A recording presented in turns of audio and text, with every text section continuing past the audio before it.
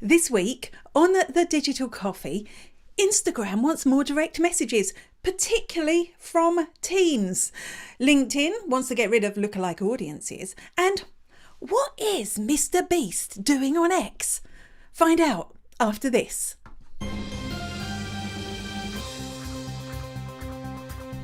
Good morning, and welcome to the Digital Coffee. This is your weekly dose of digital marketing and social media news for small business. My name is Amanda Webb. If we haven't met before, I am a digital marketing ROI trainer, consultant, implementer of Google Analytics. So if you love or hate Google Analytics, if you want to love Google Analytics but hate Google Analytics, you need to talk to me. But enough of that. You're very welcome. I could see there were people watching before the show. There's people watching already now. I had a few problems with the live stream over the last few weeks. I think part of it's me forgetting how to do things over the Christmas break. I mean, really? But I've had a few problems. So last week my stream broke and it told me it was going to keep recording. So I kept going and at the end it hadn't recorded. And the week before that I got the wrong microphone, so third time lucky, hopefully we're here. Also, to let you know that I don't always see your comments, particularly if they're coming from LinkedIn. So if I miss your comment right now, I will catch up with you later on. But having said that, I do want to get to know. I want to know who's watching. I can see you're watching, so I'd love to know, firstly, what is in your coffee cup? This is the digital coffee. There is digital coffee in here. Problem with digital coffee? Can't drink it. It's useless to me, but I'd love to know what's in your mug. I'd also love to know where you're watching. So where in the world are you watching from? And also, where? Are you on LinkedIn? Are you on Facebook? Are you on YouTube? I'd love to know where you're watching this show. So do leave me a comment. I think you may like my mistakes because they seem to be growing in popularity. Okay, so fingers crossed, touch wood, stream works, I'm using the right microphone. I think we might be good for this week's news. Hello, this is Nicole from Wonderstars and you are watching Digital Coffee with Amanda Webb. Apparently, fewer people will now post publicly on social media than in previous times. And actually, when you think about it, most of the content I see on social media these days isn't from my friends and family. It's kind of like Facebook seems to be doing this like phishing thing. They just put out posts that they think I'm going to be interested in the hope that that will tell them more about me so that they can fix their advertising. That's my guess anyway. So I see lots of random stuff in my feed there. We know that a lot of social networks are turning more into entertainment channels. Like TikTok is definitely an entertainment channel first. It's where we go to watch videos. The same could be always said for YouTube, but whether you consider that's a social network is a whole other thing. Anyway, the problem persists. And obviously, if you are a social network, the fact that people aren't posting in the feed anymore presents you with a problem. Because where are you going to run your ads? How are you going to keep your users there if they're not there to talk to their friends? Turns out people are there to talk to their friends. They just don't want to do it publicly anymore. So people are using direct messaging. So if you are a social network, you want to lean into that. And that's exactly, I'm looking to see if I've got a button. I do have a button. That's exactly what Meta are doing with Notes. So I've really been ignoring Notes since they came out. Notes appear on your personal Instagram account. I don't see them on any business accounts. I'm not sure, is that a thing? When you go to your direct message tab, you'll see these little circles at the top, and sometimes they'll have a little picture or a little video or a little bit of writing in them. And that's what a note is. Apparently, very popular with teenagers, which explains why I never use them, or I very rarely see them. But now they're adding something new, and you can actually see it in these screenshots. I can see my camera's flashing, so it's obviously I am doomed this year. You can see in this screenshot, if you look carefully, that now there are conversation starters. So as well as your little note, there'll be a little thing at the top, and it will say something like a great conversation starter, like, I'm looking for one now. Current mood. Current mood makes me feel old. So current mood, and that will spark other people to get into the conversation. And when they get into the conversation, it starts a group chat, more direct messaging, more active users, more people on Instagram on a regular basis, more ways that they can monetize. This isn't rolled out to everyone yet, but it is official from Adam Mossery.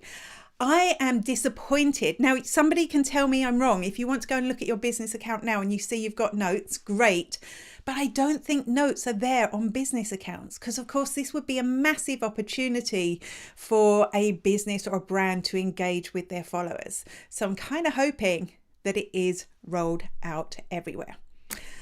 I'm not seeing any comments, so I think my comments may be broken, but I will catch up with you because there's so many people watching. I will catch up with you, I promise. Hi, Sasha Lydia from Think Outside the Bot, and you're watching the Digital Coffee with Amanda Webb. Now, sometimes when I say things like this, I feel really old, but lookalike audiences on Facebook or Meta ads used to be the best, right? They used to be absolutely amazing.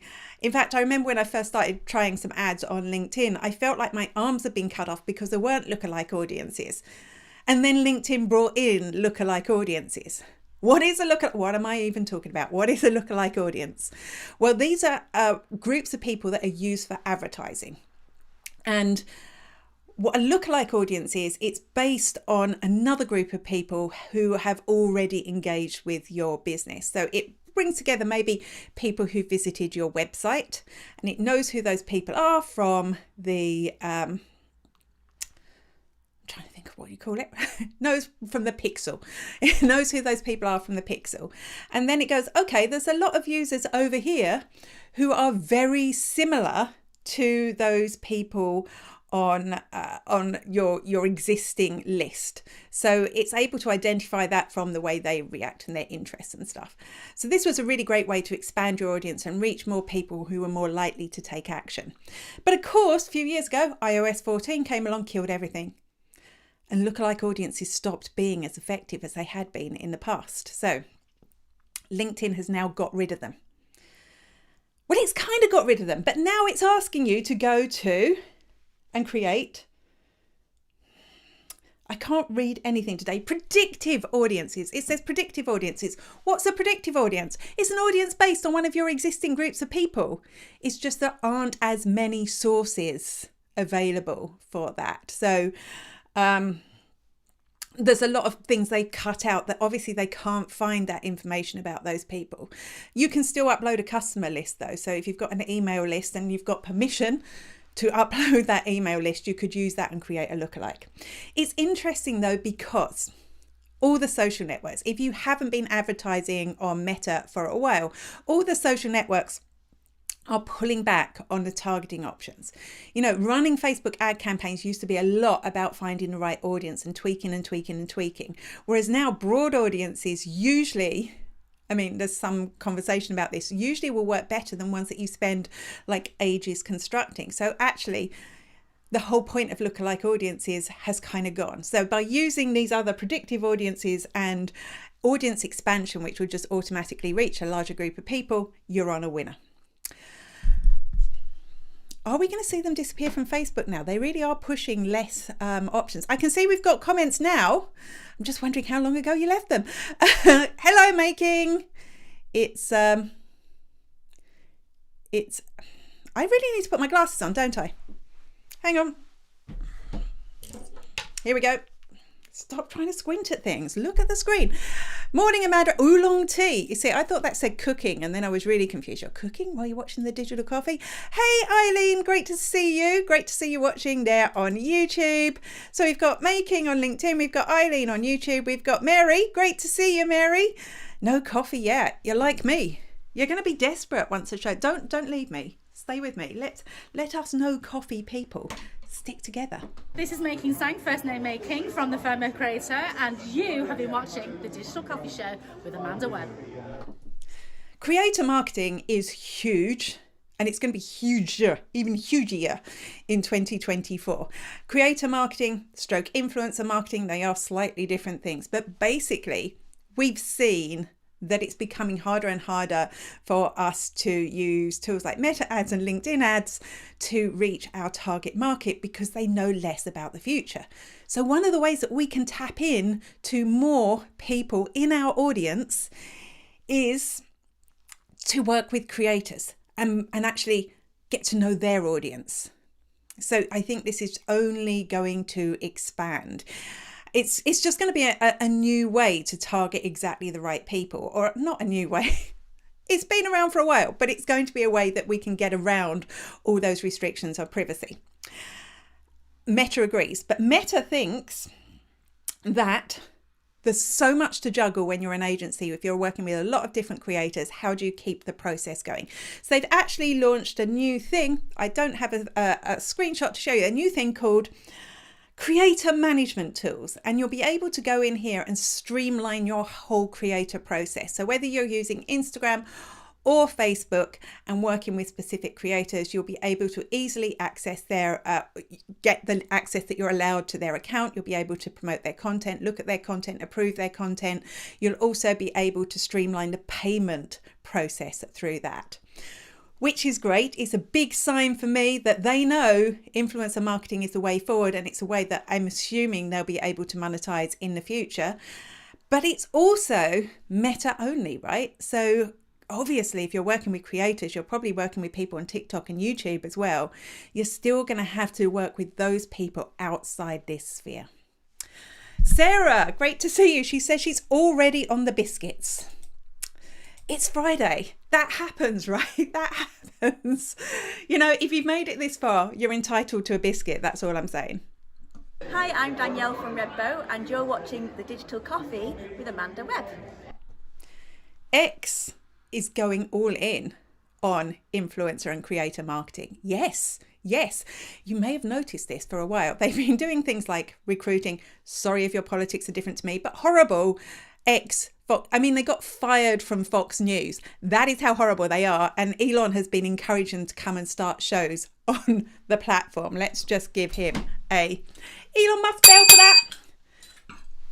But he's not just recruiting these horrible people. No, he's got his eye on massive creators. Imagine that your influencer creator budget was huge. Who would you hire?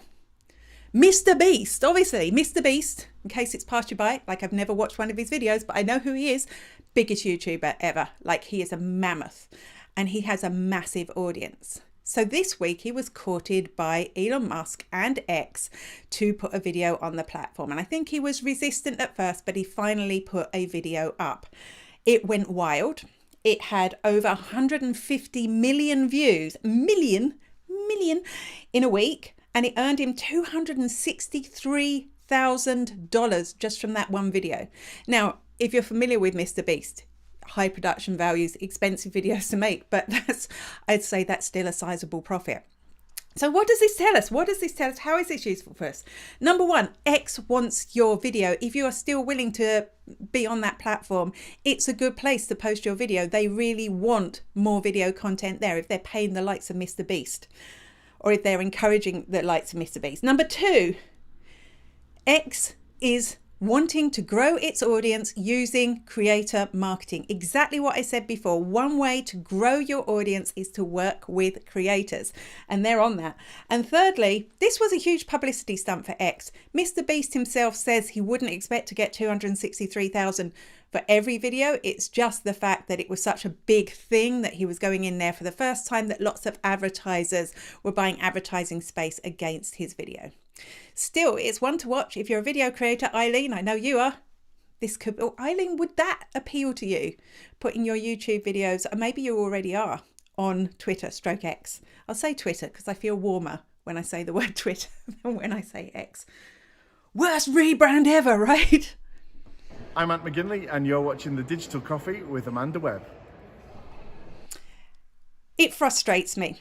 As you have come to learn, quite a lot of things frustrates me, but it frustrates me that when you want to upload a TikTok video on desktop, you don't have all the options that you have on your phone. So when you go there, one of the things that annoys me is when you're doing it on your phone, you can add all these kind of little graphic elements to your thumbnail, and it's kind of cool and it makes it look TikTok-y and it's on brand. And then when you go to do it on desktop, can't change the thumbnail. But you can now, not in that way. You won't be able to use the inbuilt tools, but you will be able to upload your thumbnail to, I almost said X then, because I'm on. You will be able to upload your thumbnail to TikTok on desktop, which is great because now you'll be able to have brand consistency. In my heart, I think you should make it look as TikTok-y as possible. You don't want a big shiny thumbnail on TikTok. That's not how it works. Although I haven't been using the platform much in the last 6 months, so maybe it has got shinier. But it's absolutely great that you're going to be able to customize that now instead of having the as your thumbnail, which is what happened before when it set it up automatically. I can see we've got a comment from Eileen. I always post videos on Twitter and I never call it X. It's just Twitter. Yeah, it's like I don't want to call it X. But you know, when I'm reporting on it, I feel like I should. Twitter makes me feel warmer. I'd love to know, Eileen, are you on Threads? We're probably connected, but I'd love to know. Hey, I'm Christine Gritman, and you are watching The Digital Coffee with social media superstar Amanda Webb. I'm always keen to find out how the young people are using social media. And I think one of the reasons behind that, sorry if this sounds a bit cliched, is because they are the future. The way they're using digital tools now is how people are going to be using digital tools in the future, because they're the people, right? So it caught my eye because Insider Intelligence and eMarketer did a study about Gen Z and their use of both TikTok and Instagram. And they found out some interesting stuff. So here, that's not the one I wanted. Oh, I almost got it right this week. Here we go. This is the results of their study. So interestingly, Gen Z prefer watching long videos on TikTok rather than Instagram, which makes sense to me because I do think TikTok is more of an entertainment platform than a social network, but they prefer watching stories and sending direct messages on Instagram. So that's really interesting. It's almost like those two areas are segregated out. Young people, Generation Z, are using both, but they're using them for different purposes, which is interesting, isn't it? Because essentially Instagram has copied TikTok. Maybe they didn't need to anyway. So if you're marketing to a younger generation, create stories, put your long form video on TikTok, and make sure that you're open to direct messages. I think it's cool. Hey, I'm Christine Gritman, and you are watching The Digital Coffee with social media superstar Amanda Webb. Be honest with me. How many tabs do you have open on your browser right now? I have three. I'm a minimalist. I know exactly how many I've got open and I try and keep it very low. But I know it's very common to have a lot of tabs open. I was talking to someone at the weekend who actually had to get a computer with more RAM so that she could facilitate all the tabs that she had open on her browser. Now, we know it's not good, right? We know it eats our RAM, but actually it's an interesting way. I know a lot of people use it to bookmark it. And there's a new tool just coming out or just on the way from Chrome, which is an AI tool which will help you order your tabs. So I discovered this week that you could group tabs together. So those three tabs I always have open because they're the three things I need to have open at all times. I've grouped those together already. But imagine Sarah's only got 11. Very good. Eileen's got 6 open. So you're actually very minimalist as well. But if you're one of those people with a lot of tabs, this AI will group together tabs that it thinks are similar. Obviously, it'll give you the option to switch them around if they're not, but it will take the pain out of grouping those tabs together. So you could have a business tab, a shopping tab, a Facebook tab, a meta tab, I don't know, tabs that will group these together. And I think that is, for a lot of people who are tab hogs, I think this is going to be a massive improvement. It's already improved my life because I didn't know you could do tag groups before I looked at this. So we can say you are all so brilliant. Sarah's got 11, she's the highest, but 11 isn't that many, Sarah. You're doing fine. Eileen has 6, and that's typical for you, and May King has 6. You know, you are just minimalist and I love it. I love it. Obviously, people who watch the Digital Coffee just, you aren't tab hogs, and that's a good thing. I did forget at the beginning of the show to tell you that the extra shot is over on LinkedIn. This is where myself and May King Sang, who you're seeing in the comments here, or you would if I put a comment on. Here she is. She's watching on LinkedIn. We host a after show for this where we discuss one of these topics in more detail. We haven't decided what it is yet. We'll work it out We will work it out. Come and join us at 10:30 a.m. over on LinkedIn, and we can have a conversation, and you can join in as well. You can have your say. So we'd love to see you there. If you can't make it there, that's okay. That's okay.